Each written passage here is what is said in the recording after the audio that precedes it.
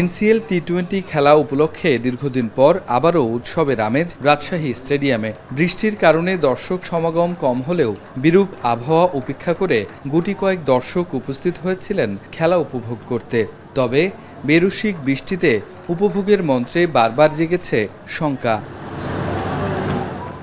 অবশ্য বগুড়ার পর বৃষ্টি বিড়ম্বনার মাঝেই রাজশাহীতে এনসিএল ট্রফি নিয়ে ফটো সেশন সেরেছেন ক্যাপ্টেনরা।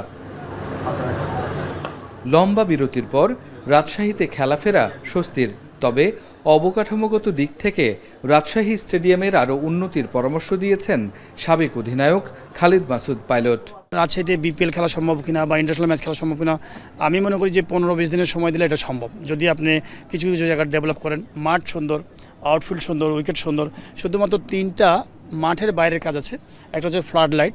এই ফ্লাড লাইটটা লাগাতে পারলে আপনার মনে হয় বেশি দিন সময় লাগার কথা না। যদি হাতে যদি পকেটে যদি টাকা থাকে, আপনি হয়তো 10 দিন 15 দিনের মধ্যে এখন লাইট কিন্তু অ্যাভেলেবেল।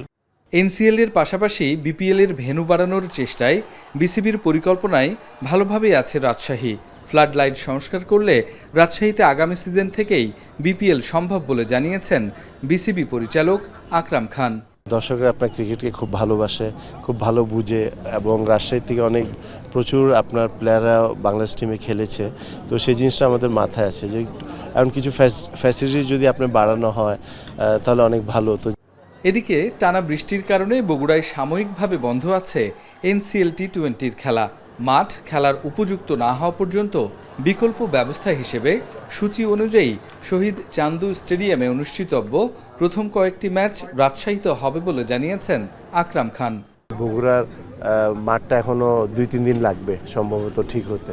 সো কালকে যে ম্যাচগুলো ওখানে আছে সেগুলো আমরা এখানে নিয়ে আসবো, এবং এখানে 2টা ম্যাচ আমরা করার ব্যবস্থা করছি।